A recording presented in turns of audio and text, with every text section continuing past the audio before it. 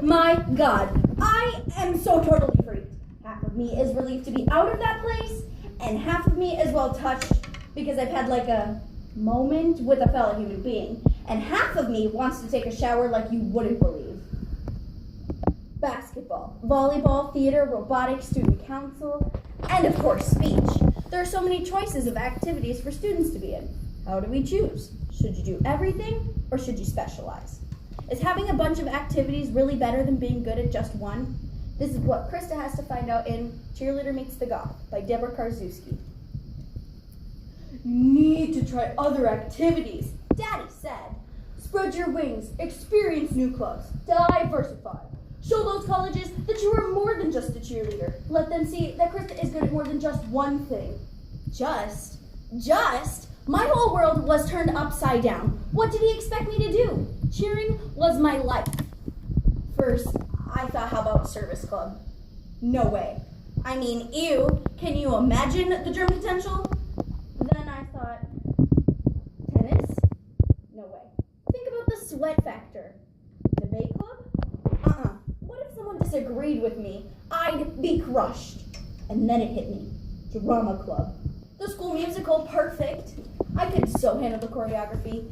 I mean, the very essence of cheering is dancing, right? At this time in the comments.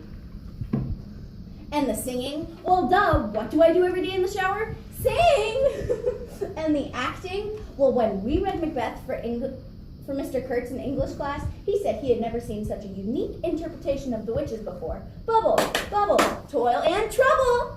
Well, can you believe that auditions just happened to be tonight? This year's spring musical was supposed to be a play called The Sound of Music, or something like that. So I dressed up in my tiniest skirt, my glitteriest top, my platformiest shoes, took a deep breath, and psyched myself up. The director asked me if I'd like to try out for Mother Somebody or Sister Whatever. I said sure. I mean, I've got a mother, I've got a sister, no problem, right? First they had me read some scene about my character sending some chick Maria off to the mountains somewhere. I figured they were having me read for the villain, so I read my lines using my best impression of the Wicked Witch of the West.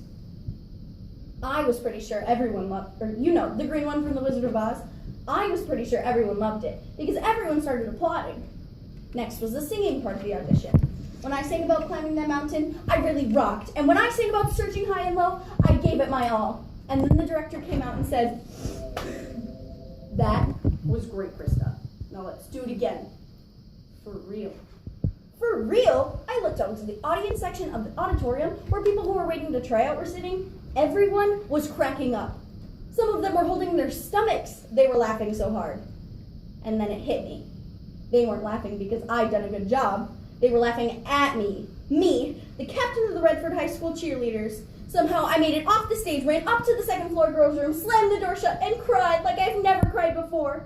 I was so humiliated, so embarrassed, so mad at Daddy, so confused.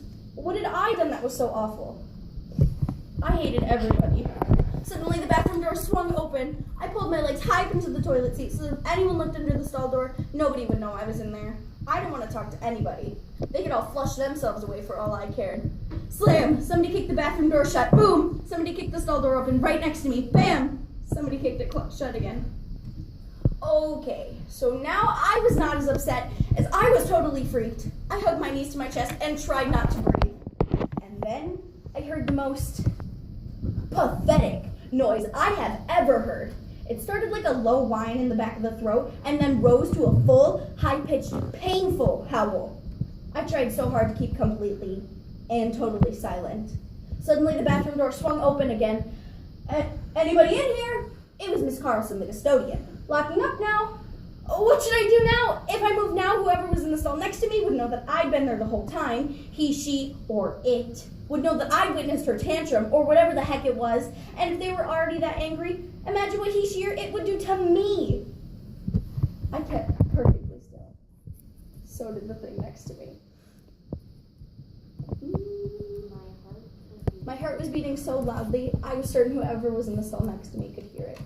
My heart sounded like a marching band's drums. It was dark, pitch black. My legs felt numb, so I decided to lower them to the ground. And splash! I guess between the dark and the lack of my blood supply, my left foot thumped right into the toilet. I yelled, "Ew!" Who's that? What's there? Barked the voice from the next stall. What happened next is sort of a blur. I guess we both fumbled out the stall doors, bumped into the sinks, and at the exact same moment, feeling each other's hands on the light switch, we both screamed! The lights popped on. There, squinting from the bright lights, just as I must have been, was A.J. King. A.J. is a member of the group of students whom everyone sees, but nobody knows. Why? Because they're scary.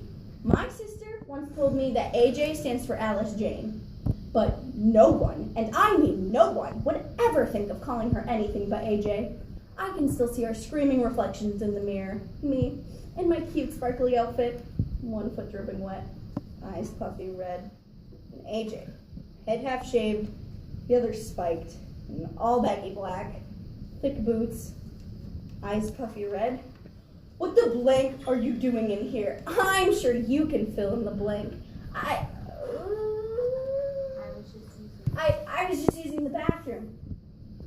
Hate to tell you, Krista, but it's not your foot you're supposed to use in there. Oh, I know. And you know my name? What are you doing in here? I should have looked over it more.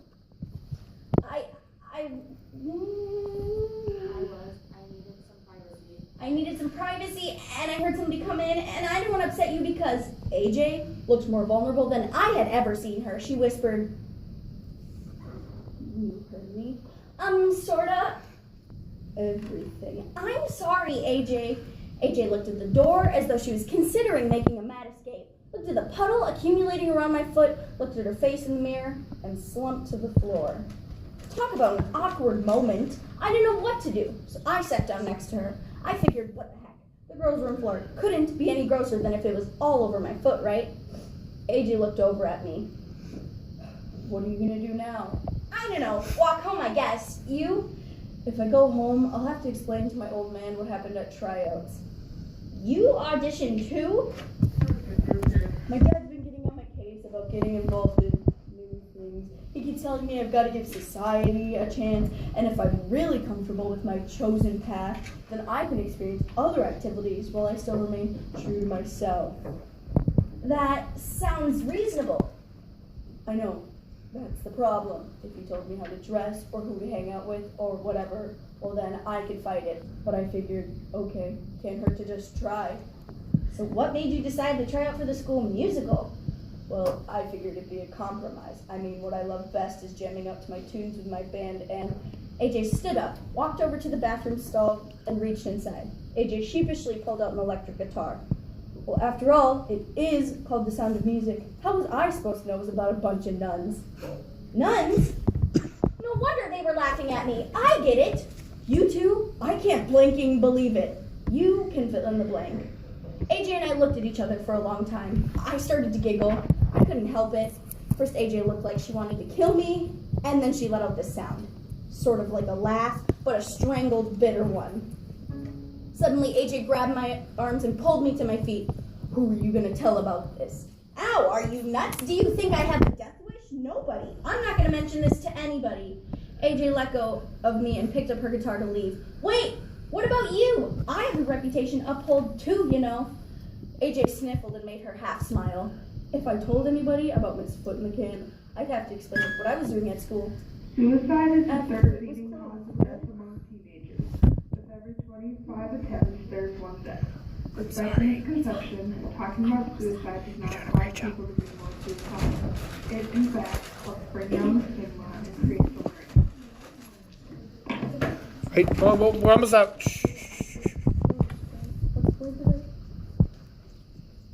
What's my line?